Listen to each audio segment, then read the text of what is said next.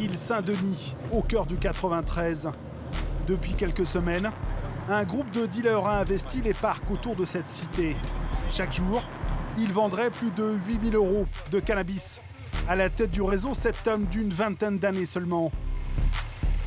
Cet après-midi, le jeune homme est la cible prioritaire de la compagnie de sécurisation et d'intervention du département, la CSI. La cité qu'on va taper, c'est celle qui est à droite. C'est le commandant Patrick Lunel qui dirige cette unité. 150 hommes sont sous ses ordres.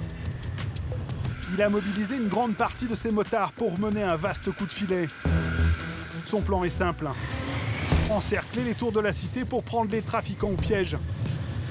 Mais avant de lancer l'assaut, lui et ses hommes doivent arrêter des clients pour constituer le flagrant délit. Alors là, on a des collègues civils qui sont en surveillance depuis ce matin 7 heures, qui planquent dans un endroit en hauteur discret. Ils attendent que des premiers clients se fassent servir. En général, les points de deal sur 93 ouvrent vers 13 heures. On met des dispos d'interception des acheteurs. Dès qu'on a un acheteur positif, on bascule en flagrant délit. Et là, on va chercher les gars. La difficulté, cette cité est au centre d'un quartier très animé. Vous êtes à l'écoute, les gars, hein? Vous entendez? Alors, on va se mettre en position. En plus, il ne faut pas trop tarder à taper. Il ne fait pas trop mauvais.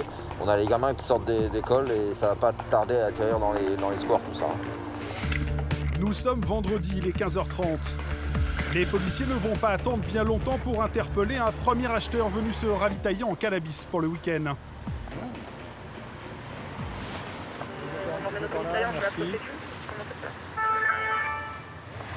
Et vous donnez ce que vous avez acheté, monsieur. C'est pour le deuxième monsieur du coup, dirigé vers vous. Oui, j'ai dit ça. Oh non, mais j'ai que ça. Voilà. Ouais, c'est positif. Pour établir solidement l'activité du réseau, les hommes de la CSI doivent multiplier les interpellations de clients. Mais dans les environs, si les consommateurs sont nombreux, les vendeurs aussi. Cet acheteur vient de s'approvisionner chez un autre dealer qui n'est pas celui ciblé par la CSI. Allez, redonnez-moi la description du deuxième. Sur la texte de Thibaut, hein, c'était un Nord-Africain porteur d'une casquette bleue à l'envers sur la tête. Moi, je l'ai pas, c'est pas lui. Eh grand, je vais te dire un truc. Tu dégages pas là-bas. Il a acheté ailleurs, je vais pas m'en occuper, on n'a pas le temps, donc je vais balancer sa merde là et on va aller s'occuper du reste. Malgré tout, en moins d'une demi-heure, les policiers interpellent 5 clients. Suffisamment pour déclencher la deuxième phase de l'opération. Les interpellations. Les motards s'élancent dans la cité. Contrairement à leurs collègues en voiture, ils peuvent se faufiler partout. Mais une fois arrivés sur le point de vente, les dealers semblent avoir pris la fuite en enjambant cette palissade. Les fuyards risquent de ne pas aller bien loin. La CSI a posté ses hommes partout. De l'autre côté de la palissade, les dealers tombent nez à nez avec les policiers. Les trafiquants sont nombreux. Alors, à quelques pâtés de maison, les motards se pressent de rejoindre leurs collègues pour sécuriser l'arrestation. Parmi les individus arrêtés, la cible visée, l'une des têtes présumées du réseau. Il est emmené au poste et placé en garde à vue.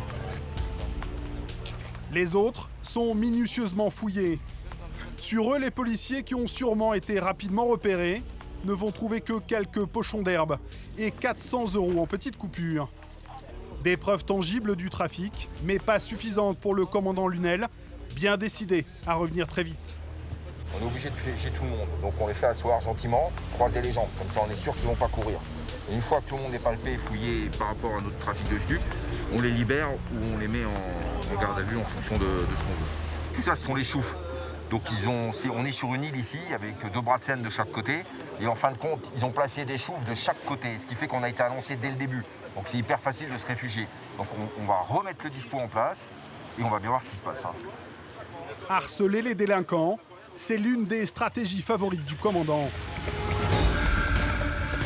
Avec les 151 policiers de la CSI 93, ils forment une unité spécialement conçue pour intervenir dans les zones à risque. Des zones qui sont légion en Seine-Saint-Denis, le département le plus criminogène de France métropolitaine. Écartez les cuisses. Pour tenter de reconquérir un territoire où certaines cités sont devenues des zones de non-droit, les policiers de la CSI sont lourdement armés. La compagnie est composée de brigades en uniforme mais aussi en civil qui mènent leurs propres enquêtes. Démanteler un trafic de stupéfiants, arrêter un gang de voleurs à la portière, mais aussi empêcher un homicide. On est sûr qu'on a du monde sur les toits ou pas? Autant de missions pour les hommes de la CSI 93. Des policiers en alerte permanente dans un des départements les plus sensibles de l'Hexagone.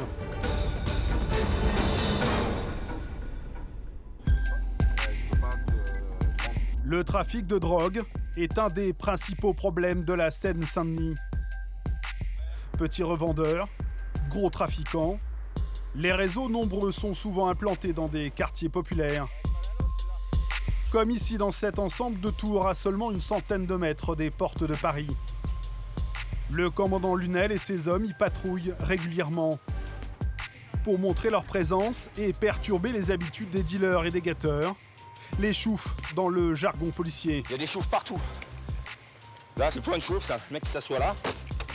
Le commandant ne laisse passer aucun détail. Cette chaise ne servira plus aux guetteurs. On va se mettre en dessous là, parce que ici, tout ce qui tombe du ciel n'est pas forcément béni. Pour le commandant Lunel, l'objectif n'est pas uniquement de traquer les délinquants, mais aussi de protéger les habitants. Les habitants sont rassurés de nous voir quand même. Ouais, c'est surtout, ils sont rassurés de nous voir, mais c'est surtout des gens qui ne peuvent pas aller habiter ailleurs. C'est des gens qui ne peuvent pas habiter ailleurs. Donc nous, notre devoir, c'est de leur rendre un peu la paix publique. C'est des gens qui n'ont pas le choix. Dans cet ensemble de cités, un réseau prend une ampleur considérable depuis quelques semaines. Aux abords de cette tour, des dealers ont mis en place un véritable supermarché de la drogue. Toutes ces personnes sont des clients. Ils attendent leur tour pour acheter une dose de cannabis. Mais dérangés par la police, ils quittent les lieux à la hâte. Ouais.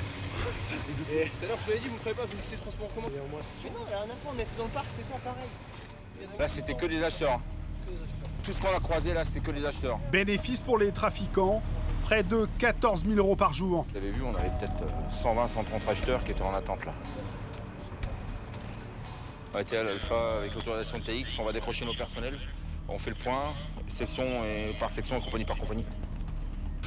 Le commandant Lunel veut démanteler au plus vite tous les points de deal de cette cité en passe de devenir l'une des plus actives de Seine-Saint-Denis. Vous avez vu comment est fait la configuration de cette cité. Comme beaucoup de cités sur le département, hein, c'est des petits châteaux forts. D'une manière ou d'une autre, il faut qu'on tourne le point de deal. Ou en mettant des gens en planque, ou en faisant des surveillances extérieures, en posant des caméras, en utilisant plein de moyens techniques, ou plein de moyens humains. Mais mon boulot, c'est de faire tomber le point de deal. Voilà.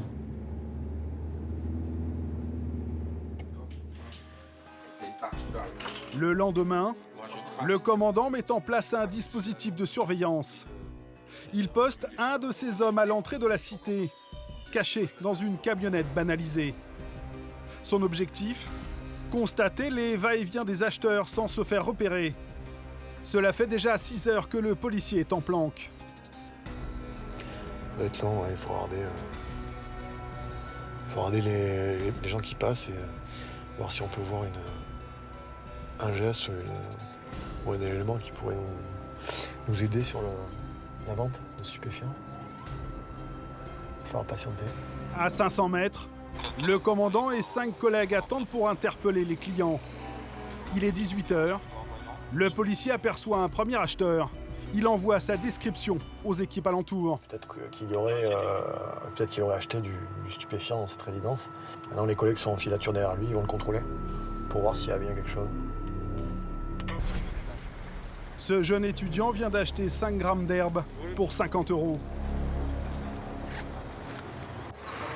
Bah, je joue le jeu parce que je me suis fait avoir et je peux rien dire de plus, je peux rien faire. Que j'aille ici ou ailleurs, ça revient au même. Je prends le risque, ils prennent le risque. Bah, j'avais entendu dire qu'ici, c'était déjà fait prendre plusieurs fois. Apparemment, ça les empêche pas de continuer. Donc, ici, c'est pas les plus chers, c'est pour ça que je viens ici. En fait. Placé en garde à vue, son témoignage va enrichir le dossier de la CSI. Au même moment, dans la rue du Sous-Marin, un invité surprise fait son apparition. Au volant de ce véhicule, les policiers croient reconnaître l'un des principaux fournisseurs du réseau. Ils ont des têtes patibulaires. Ouais, à tous, 2 NA. Ils rentrent. Il y en a un qui a été lâché dans la résidence, où on surveille, et un autre qui vient de repartir donc avec le véhicule. L'homme est peut-être là pour réapprovisionner le point de deal en cannabis. Une aubaine pour le commandant qui sonne immédiatement l'assaut.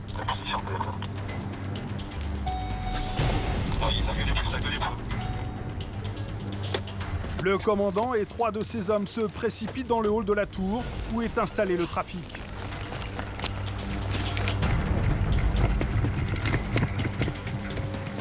Contre le mur, les mains sur la tête, tout le monde là. Les mains sur la tête, les mains sur la tête, tout le monde. Au mur, pas sur le mur, pas sur la tête. C'est bon les gars. Écartez les cuisses. Ouais, c'est bon, ça vient. C'est figé. Sur place, un groupe d'individus surpris par ce débarquement. Parmi eux, des clients et peut-être de petits revendeurs. La fouille continue dans les étages. Au 5e, les policiers découvrent un sac plein de pochons de drogue. Et surtout de l'argent liquide. Il appartient à cet homme qui pourrait être le banquier du réseau. Vous êtes connu des services de police? Avec drogue, ça, jamais. Jamais? Bon, bah maintenant c'est fait. C'est vous qui allez la voir. Asseyez-vous. Non, on est pas moi, on est tous là-bas. Oui, asseyez-vous. On est tous là-bas, c'est pas moi. Allez. Croisez les jambes, asseyez-vous. La prise peut sembler mince. 1 600 € en cash et 2 individus en possession de stupéfiants. Pourtant, dans la cage d'escalier, une installation de fortune confirme l'existence d'un point de deal important. Ils accrochent ça sur l'issue de secours pour faire une barricade. C'est comme ça, et la planche elle est accrochée, elle est clouée, là, et ils ouvrent là. Voilà, et ils vendent ou par là, comme ça c'est impossible à voir, donc le mec est cagoulé, on voit pas, il donne le truc, le billet, le client donne le billet à travers la porte, l'autre il donne la matière stup, c'est impossible de rentrer. Donc si jamais il y a un incendie de bâtiment, malheureusement, les gens de cet étage seront pris au piège. Il y a déjà eu comme ça plusieurs blessés graves et brûlés graves et morts parce que les gens ne pouvaient pas prendre des secours. Et les policiers ne sont pas au bout de leur surprise. Alors qu'ils emmènent les suspects, ils vont croiser un jeune dans l'escalier. Bonjour. Bonjour. Vous habitez dans le coin, monsieur? Quoi? Le commandant le soupçonne d'avoir été envoyé par les guetteurs pour prendre des informations. Le ton va très vite monter. Vous habitez? Vas-y, fouillez, j'ai rien du tout. Fouillez tout ce que vous voulez. Non, vous, ça suffira. Bah allez-y. Faites-vous plaisir, monsieur. Non, je me fais pas plaisir, je fais que travailler. Pourquoi vous m'appelez comme ça, là, dans ce cas-là? De comment? Pourquoi vous m'appelez comme ça, dans ce cas-là, alors? Je vous attrape pas, je vous contrôle. Pourquoi vous m'appelez dans ce cas-là? Parce que je suis en train de travailler, monsieur. Ouais. Il y a une notion là qu'il faut avoir, d'accord? Ok. Je suis commandant de police, je suis en train de travailler. D'accord. Ok? Donc pour l'instant, je vous contrôle. Faites-le plus vite, s'il vous plaît. Non, je le fais comme je le fais. S'il vous plaît, toujours proprement. S'il vous plaît, monsieur. Je vous ai vouvoyé depuis le début à la fin. On est bien d'accord? Faites votre contrôle, s'il vous plaît. Voilà, merci. Visiblement, les guetteurs sont peu impressionnés par le déploiement de force. En bas, ils attendent impatiemment le départ de la police pour reprendre les ventes. Mais les hommes de la CSI ne sont pas prêts de partir. Ils comptent bien trouver l'appartement chez qui les dealers stockent leur drogue. La nourrice, dans le jargon policier. Justement, au 7e étage, un sac rempli de pochons de drogue et de cash. Sur le palier, 2 appartements. L'un d'eux pourrait être celui de la nourrice. La police. Derrière la première porte, ce jeune homme déjà connu pour trafic de stupéfiants. Problème, il n'habite pas ici et va donc être emmené au commissariat pour être interrogé. Mais les policiers ne trouvent aucune trace de drogue dans l'appartement. Ils tentent donc leur chance dans celui d'à côté. C'est la police, y a quelqu'un? Première surprise, la porte est ouverte, mais l'appartement semble vide. D'ailleurs, on va faire la porte.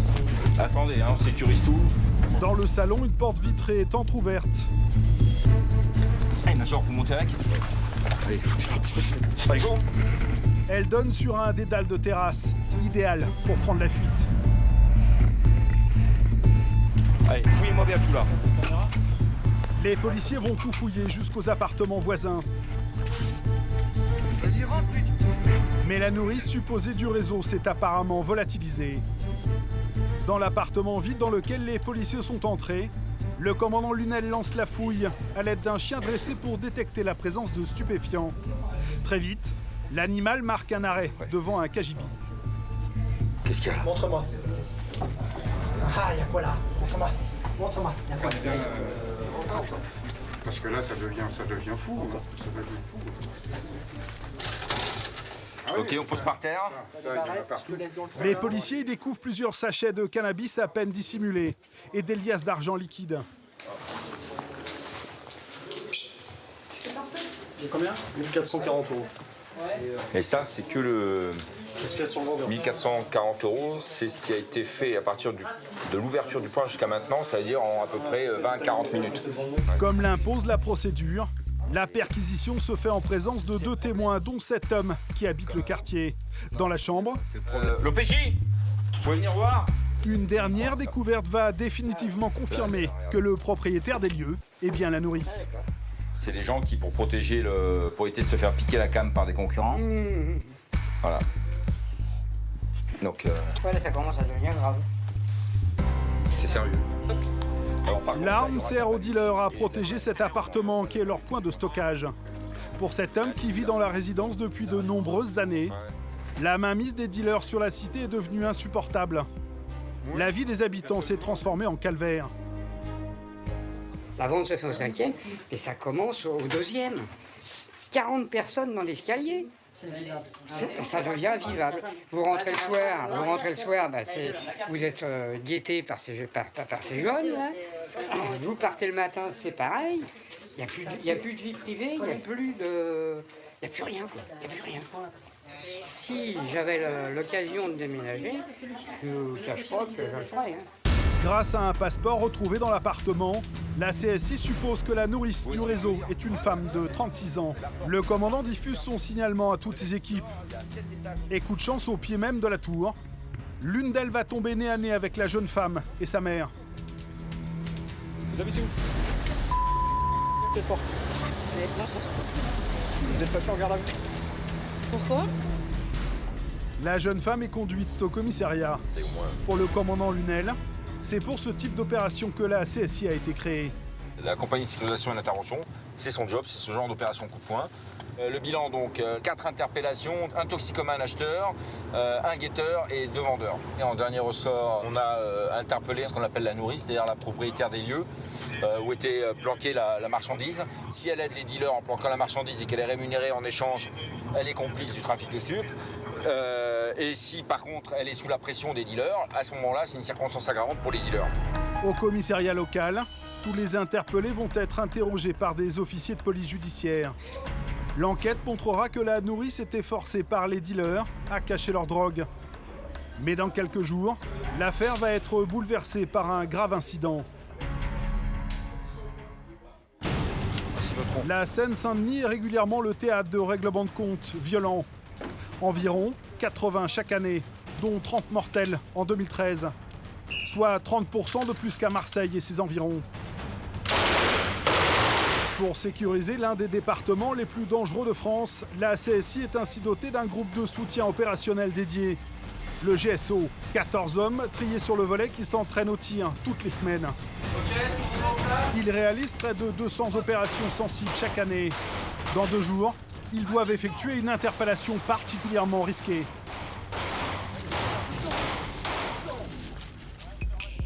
Dans une ville au cœur du département, 2 groupes de gitans se provoquent depuis quelques jours, sur fond de rivalité familiale et de guerre territoriale. L'une des familles a même porté plainte pour menace. Des écoutes téléphoniques ont confirmé qu'un homme projette de régler le différend à coups d'arme à feu. On neutralise tout le monde à l'intérieur. Et après, on rassemble toutes les personnes en disant de l'objectif. Alors, ce matin, David, le chef du GSO, a mobilisé tous ses hommes. Ils ont décidé d'intervenir avant qu'un drame n'ait lieu. Je vais revenir sur les antécédents de notre objectif de ce matin. Donc c'est déjà du sympathique, il est connu pour séquestration, pour port d'armes et munitions de 1re ou 4e catégorie. Donc un beau gars, il faudrait être vigilant. Les policiers espèrent trouver dans son pavillon des armes qui attesteraient de ses intentions criminelles. Mais encore faut-il y pénétrer en préservant l'effet de surprise. Ils ont des systèmes de caméras qui surveillent l'extérieur. Donc c'est une caméra qui surveille pour l'approche et c'est retransmis dans le salon. Voilà. C'est le seul truc auquel il faut faire gaffe. L'homme interpellé est très dangereux. Il a déjà été condamné pour enlèvement, séquestration et possession d'armes à feu. Les hommes du GSO s'équipent en conséquence. Pistolets semi-automatiques, taser, casques blindés. Ils seront en première ligne pour sécuriser les lieux. Mais surtout éviter que l'individu potentiellement armé ne s'échappe.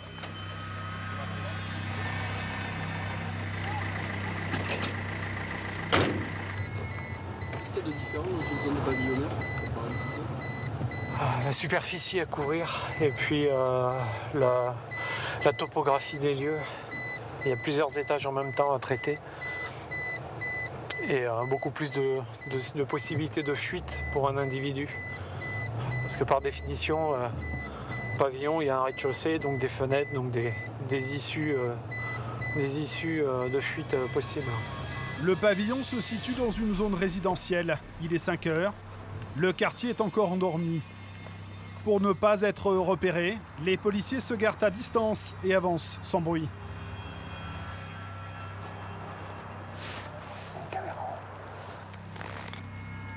Tous les hommes de la CSI sont en place. L'assaut est lancé.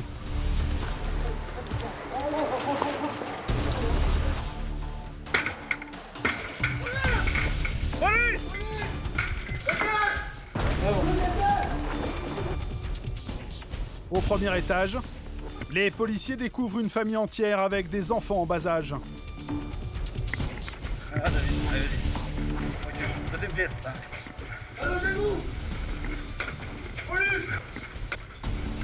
Dans une autre chambre, le suspect cueilli dans son sommeil est immobilisé.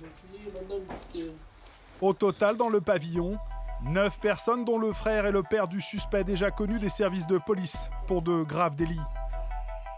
Les individus immobilisés, la fouille de la maison peut commencer.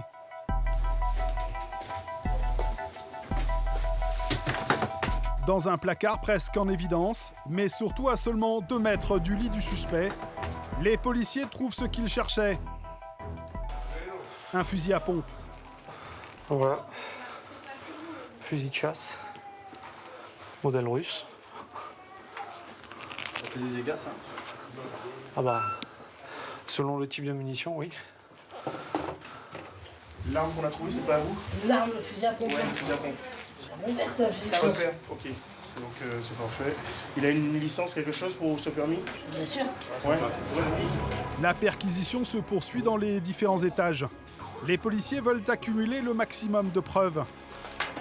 Mais pas évident de fouiller tous les recoins d'une maison de 240 mètres carrés. On regarde s'il n'y a pas des choses, d'autres armes cachées qui pourraient intéresser la procédure ou autre.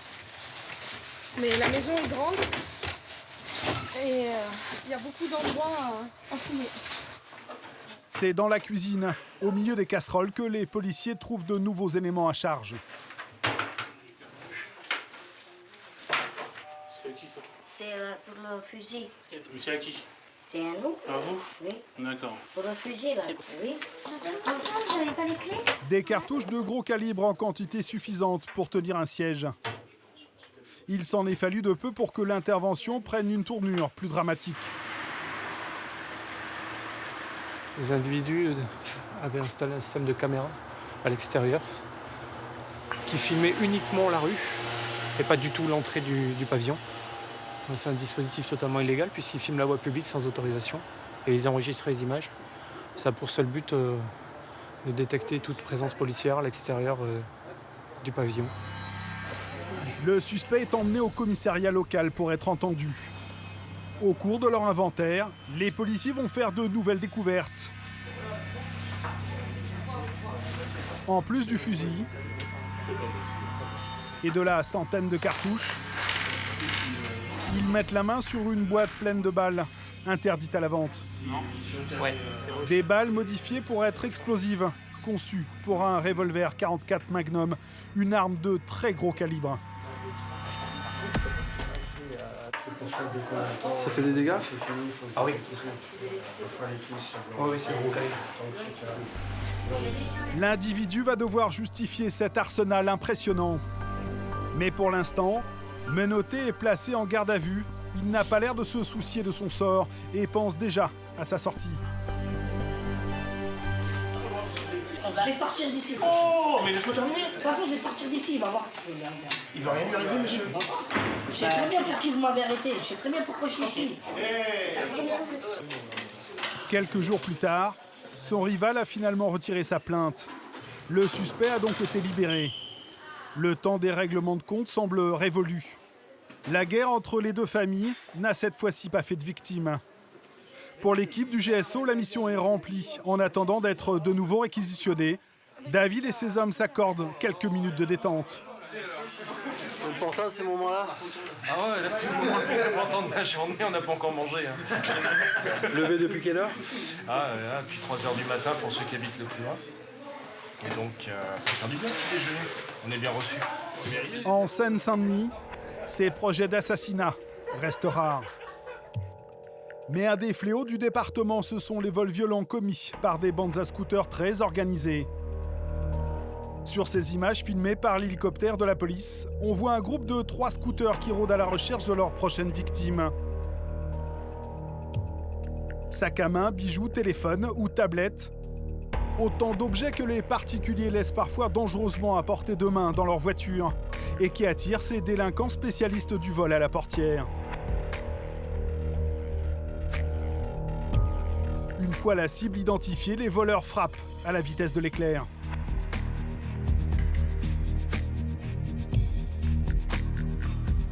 En une seconde, la vitre est cassée. Le voleur emporte cette fois un ordinateur portable avant de prendre la fuite avec son complice resté sur le scooter.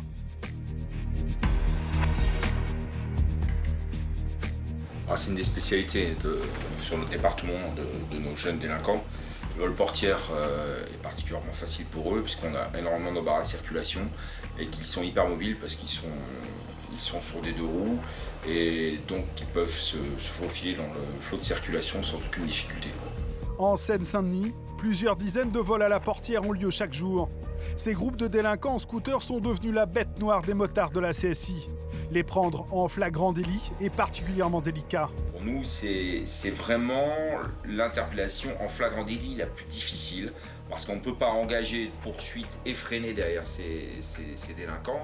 On est obligé de prendre un maximum de précautions pour ne pas mettre en danger nos pilotes, déjà, nos policiers, parce que ce n'est pas le but du jeu, de ne pas mettre en danger les auteurs et on ne va pas non plus mettre en danger la vie des automobilistes qui seraient en circulation sur le périmètre de travail de ces délinquants. Alors, une fois le flagrant délit constaté, les policiers attendent que les voleurs rentrent chez eux pour les cueillir dès le lendemain, à l'aube. Comme ce matin, où les membres du GSO sont réquisitionnés pour l'interpellation d'un autre gang de voleurs à la portière. Le briefing a lieu au commissariat d'Aulnay-sous-Bois. On a 2 objectifs à servir. Vincent, commissaire, dirige l'opération.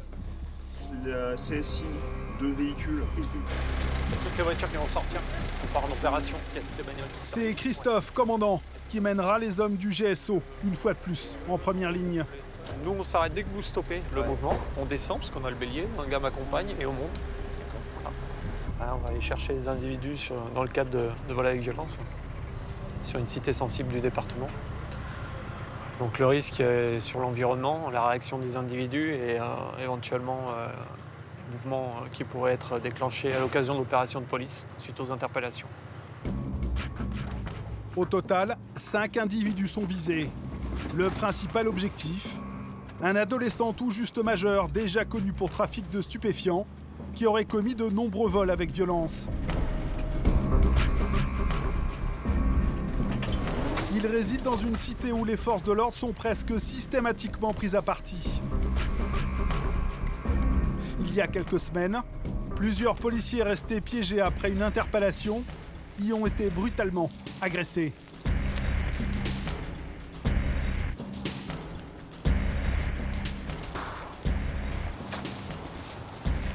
C'est pourquoi aujourd'hui, le commissaire a fait appel au savoir-faire de la CSI et du GSO.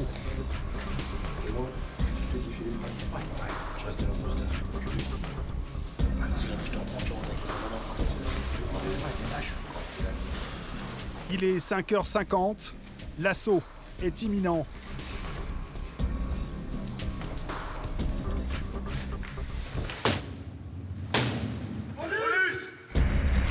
Dans le salon, le père du suspect est neutralisé. C'est la police. Ouvre la porte. Police. Les mains apparentes, s'il vous plaît. Bonjour monsieur, c'est la police. Dans la chambre, un homme est bien présent. Ce n'est pas l'objectif recherché, mais son grand frère. Le jeune voleur présumé est interpellé dans une dernière pièce, au fond de l'appartement. C'est bon, là-bas, c'est géré, c'est calme. Ouais. Objectif là-bas. Non, par contre, non, là tu restes là. La perquisition commence dans la chambre de l'adolescent. Alors là, on va chercher les fringues qui auraient pu servir lors des vols violences. Et puis tout ce qui peut avoir trait à des vols violences, donc des montres, sacs à main, tout ce qui pourrait ne pas justifier, éventuellement carnet de compte. Et tout ce qu'on pourrait découvrir par ailleurs. Donc on va retourner un peu la pièce. Très vite, les policiers trouvent dans les placards des vêtements correspondant au signalement donné par les victimes. Sans garde. Viennent ensuite des sacs à main peu compatibles avec le style de l'adolescent. Et même plusieurs cartes bleues portant des noms qui ne correspondent pas à l'identité du jeune suspect. Vous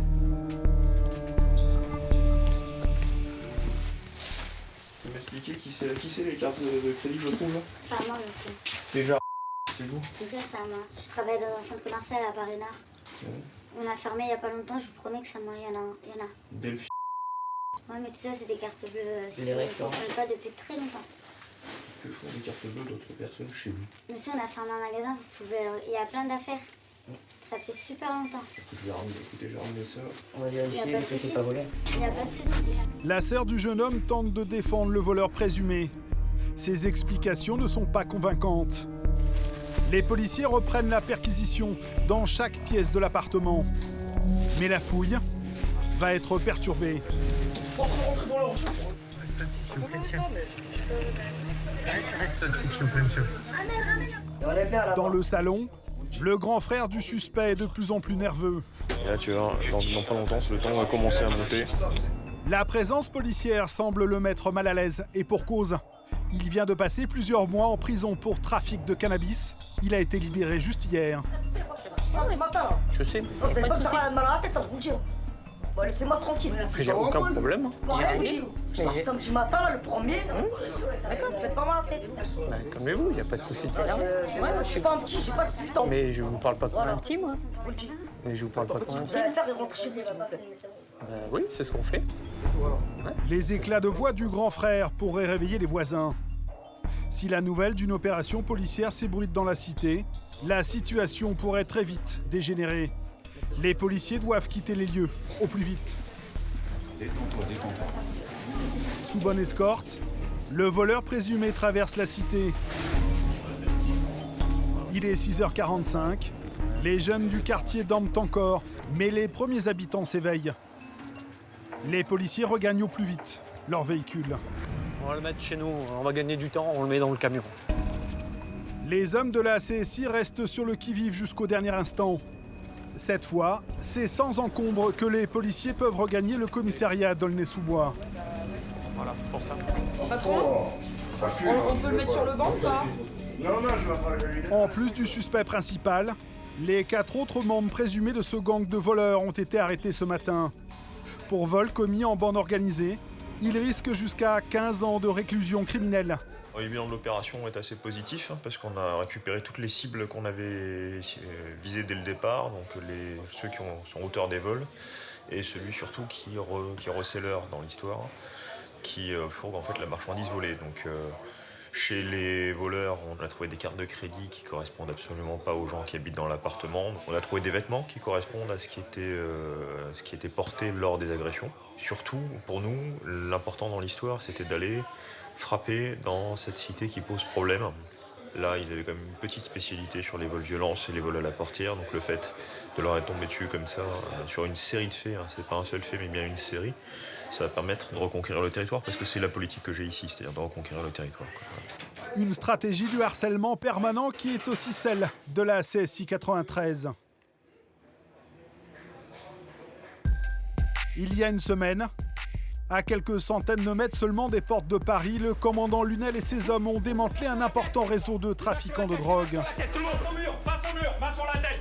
Dealers, Vous êtes connu des services de police? banquiers du réseau, nourrices, tous ont été arrêtés. Mais quelques jours plus tard, un rebondissement relance l'affaire.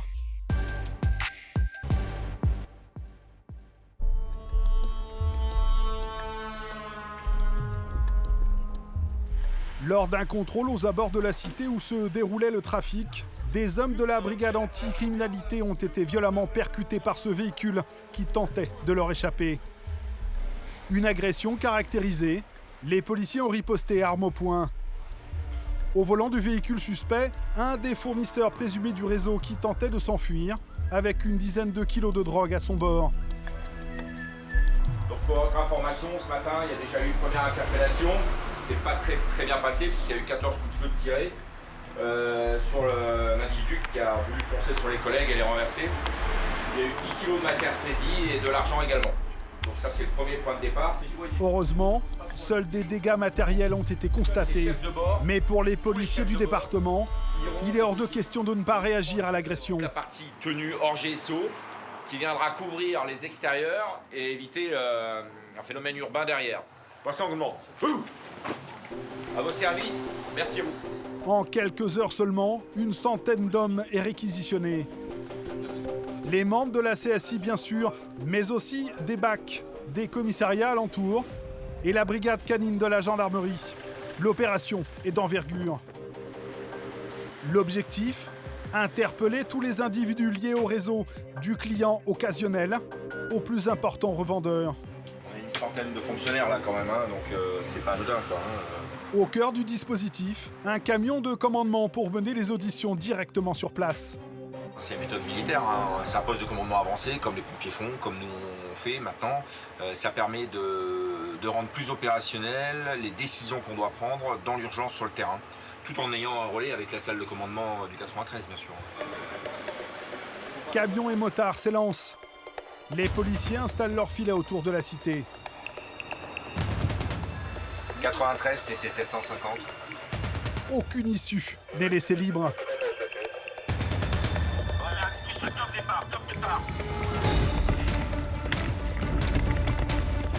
L'encerclement va fonctionner. Les guetteurs qui se sont laissés surprendre sont immobilisés. Quelques clients et quelques revendeurs sont également interpellés.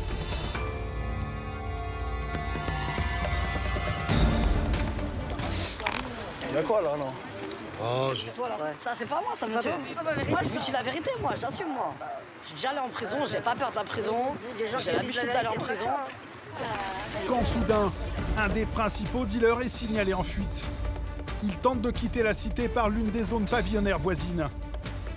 Mais il ne va pas courir bien longtemps.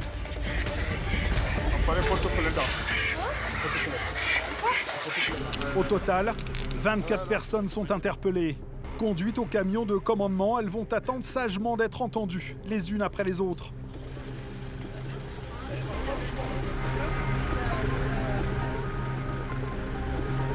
La file d'attente habituelle des consommateurs est exceptionnellement remplacée par celle des délinquants présumés. Donc le bilan est particulièrement favorable pour nous, puisque déjà on n'a aucun collègue de blessé. On a quelques interpellations sur les objectifs qui nous étaient ciblés dans cette cité particulièrement sensible du département. Mais l'opération n'est pas encore tout à fait bouclée. Un tel rassemblement risque d'agiter le quartier. Les membres du GSO scrutent le moindre mouvement pour permettre aux policiers de quitter les lieux sans que la situation ne dégénère.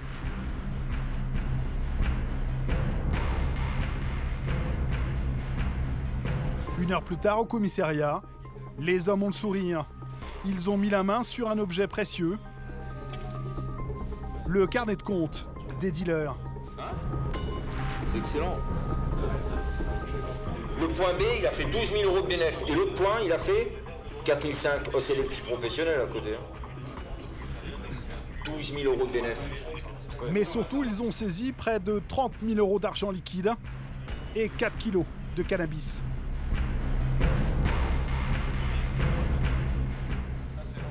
C'est une Très belle affaire, monsieur. Ah ouais, c'est une belle prise, très belle prise. On fait pas ça tous les jours, donc c'est vrai. Cette prise devrait largement perturber le trafic, du moins pour quelques jours. Mais pas de répit pour le commandant Lunel et ses hommes de la CSI. C'est une affaire plus inhabituelle qui les attend. À Aubervilliers, au nord de Paris, on ne compte plus les magasins de confection de vêtements tenus par des familles chinoises. Au total, plus de 750 grossistes asiatiques qui emploieraient près de 3000 salariés. Un quartier unique en France. Une vitrine de l'artisanat chinois derrière laquelle se cachent parfois des pratiques illégales. Et depuis quelques jours, des enquêteurs de la CSI en civil ont justement repéré dans une des boutiques de ce quartier un drôle de manège. Aujourd'hui, dans un véhicule banalisé, ils vont planquer toute la matinée pour confirmer leurs soupçons. Garé en attente, je vais rester en attente de trouver une place et après on se positionnera. Voilà. Ok, on attend. C'est à l'heure du déjeuner qu'ils aperçoivent enfin ce qu'ils espéraient. Une série de cartons est déchargée dans la boutique. Leur nombre est disproportionné par rapport à la taille officielle du magasin. On a 3 portes blindées. 3 portes blindées. Alors, où elles donnent, on n'en sait rien. L'après-midi même, les enquêteurs de la CSI vont faire leur rapport au commandant Lunel. Ils veulent intervenir le plus vite possible. On a aperçu des mouvements suspects de carton depuis un espèce de gros hangar sans raison sociale. Là, on aperçoit, il ouvre la porte, on aperçoit quand même beaucoup de machines à coudre et de femmes au travail sur ces machines à coudre. Donc ça sent un peu de travail dissimulé. Moi, j'appelle le procureur spécialisé, je préviens les directeurs, tu me remets une surveillance dessus avec les civils. C'est prévu déjà. Et on pète avec la tenue les civils et les motards. D'accord. Hein, ok, tu me mets ça en place. Ça marche. Reçu. Au téléphone, le procureur de la République donne rapidement son accord pour lancer l'opération. Mais la mission s'annonce périlleuse. Juste en face de l'atelier clandestin se trouve une des cités les plus dangereuses du département. Régulièrement, les forces de police s'y font attaquer. C'est une cité qui est connue chez nous pour faire de nombreuses embuscades à nos collègues en tenue et qui ne supportent pas que des gens en uniforme, que ce soit police ou pompiers, s'approchent de chez nous, de leur site, où il y a beaucoup de ventes de deals, vols portières. Et même si vous n'y allez pas pour eux? Même si on n'y va pas pour eux, par principe, on est sur leur territoire. Donc si on est sur leur territoire, on leur empêche de faire leur business. Alors qu'on n'y va pas pour eux, mais par principe. Donc il est hors de question que nous, on se fasse malmener pour ça. Pour minimiser les risques inhérents et d'intervention dans cette zone sensible, le commandant Lunel mobilise une trentaine d'hommes, motards, policiers en tenue et membres du GSO. Ok, allez, bonjour à tous. On va vous répartir après sur les différents points. Je vous présente l'affaire. Et visiblement, on est dans le cadre d'un travail dissimulé. On va partir taper le dépôt, qui est à la Courneuve. Donc le GSO rentrera en premier, figera la situation, sera suivi par les quelques collègues civils et nos collègues de l'URSSAF. On part dans 10 minutes. En plus d'un environnement hostile, les policiers de la CSI 93 doivent faire face à un danger supplémentaire. Les propriétaires des ateliers clandestins sont prêts à tout pour défendre leur business, y compris à piéger leurs portes avec des explosifs. Ce sont les hommes du GSO qui vont être en première ligne de l'assaut. On regarde nous les frappes, on va regarder par terre. On regardera par terre, c'est pas difficile. Vous êtes devant la porte. Non, mais quand on dit porte ouverte, souvent on s'efface. Ouais. On s'efface pas, on va rester devant la porte, on regardera des fils. Et si je te dis à droite, tu pars à droite. On va le gueuler quand même. Bon, on touchera pas, il faut qu'on empiète. Et vous, toi, t'as un bouclier, donc ça nous permet d'avoir une protection balistique. Tout à fait. Commandant, il est possible qu'ils aient piégé le site. On est sur un département où malheureusement tout est possible. Donc ouais, voilà, c'est pour ça qu'on fait passer notre groupe EFRAC en premier. Comme ils sont plus entraînés, ils font plus d'effractions, ils ont plus de matériel de protection, je préfère les mettre en avant que mettre les autres collègues. Mais dans ce genre d'opération, tout le monde prend le risque. Hein. Le gars qui est en surveillance, comme le motard qui va rattraper la voiture qui prend la fuite, comme le GSO qui fait la première EFRAC. Hein. La trentaine de policiers rejoint le quartier asiatique de la ville.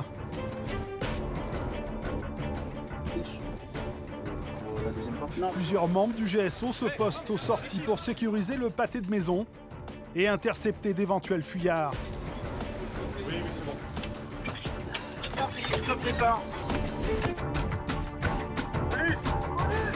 Dans une première pièce, étroite, l'atelier déclaré. Une femme seule y est à l'ouvrage. Mais au fond, les policiers découvrent une porte. Il y a du monde qui va filer un coup de main derrière, ça bouge derrière là-bas.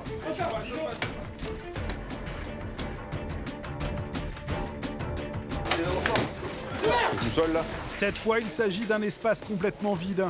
Seules des machines abandonnées. Un atelier clandestin qui devait encore tourner à plein régime il y a peu. Le nettoyage a été fait dans la nuit, enfin on ne sait pas trop. On ne sait pas. Il y a encore des mandarines fraîches. Hein. Oui, ça montre bien, les traces qu'il y avait une vie dans ce local. Un peu plus loin, un labyrinthe de pièces. Les policiers interpellent 4 personnes, sans doute des travailleurs clandestins. À l'aide d'une interprète, ils vont être tout de suite auditionnés par les équipes de l'URSSAF. La CSI continue sa progression. Derrière une dernière porte, ils découvrent un immense hangar. Difficile de croire qu'un tel espace était inexploité. Soudain, dans une pièce attenante, les policiers entendent des bruits suspects. Ça s'arrache par les toits, les gars. On est sûr qu'on a du monde sur les toits ou pas? Des individus tentent de s'enfuir. Ils ont pris de l'avance et connaissent par cœur le dédale des toits. Le commandant demande immédiatement un renfort de taille, un appui aérien. On a les moyens également hélicoptères. Ce qui nous permet rapidement, dans ce cas de figure, où on a 2-3 personnes qui s'enfuient sur les toits, que nous on ne peut pas poursuivre parce que les toits sont trop fragiles, on risque de passer à travers les trappes, de pouvoir les repérer, les identifier et éventuellement les faire descendre. L'hélicoptère va survoler la zone une dizaine de minutes, en vain. Et en poursuivant la fouille des lieux, les policiers vont comprendre pourquoi l'atelier a été déserté juste avant leur arrivée. Il y a un système de caméra. Une caméra de surveillance Il a installé une caméra de surveillance dissimulée dans un morceau de tuyau pour surveiller la rue. Après 3 heures, la perquisition prend fin. L'unité va devoir se contenter des 4 travailleurs clandestins. Et d'un enfant de 2 ans à peine. Patrick espère que leur témoignage permettra de retrouver le propriétaire de l'atelier. Ça s'est bien passé pour tout le monde, il n'y a pas eu de dégâts. Ouais, pas de blessés, pas de dégâts, rien. Là, je vais rendre compte au parquet. Et puis, on a quand même des résultats positifs puisqu'on a un atelier clandestin de l'autre côté avec des personnes non déclarées.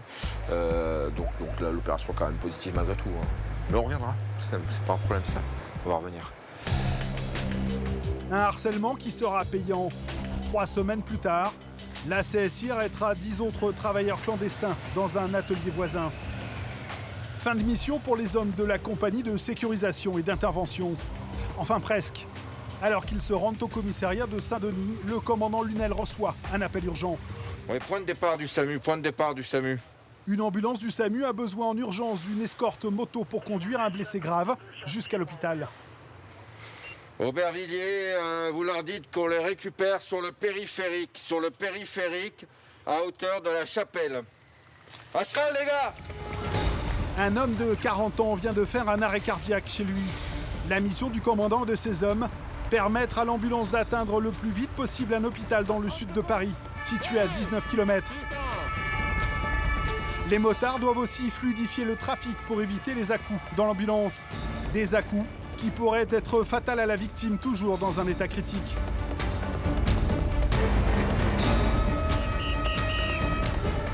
Nous sommes en fin d'après-midi.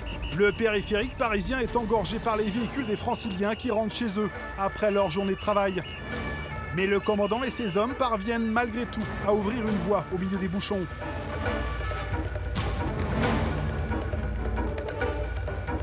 Une fois dans Paris, feu rouge, contresens, tout est permis pour tenter de sauver la vie de la victime. Et en moins de 10 minutes, le convoi arrive à destination.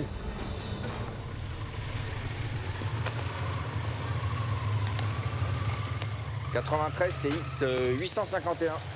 RAS Transport, en cours de route, on a été rejoint par un équipage moto DOPC. Donc aucun problème, elle sera su parler. Donc là, c'est le côté motocycliste qui reprend le dessus, hein, c'est pourquoi on a été formé.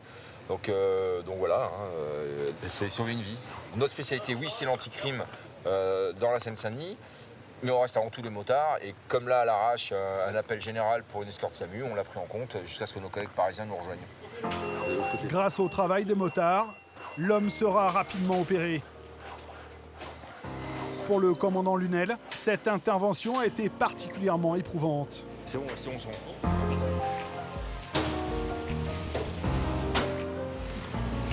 Le gars, il a 40 ans et il fait un infarctus massif d'un coup.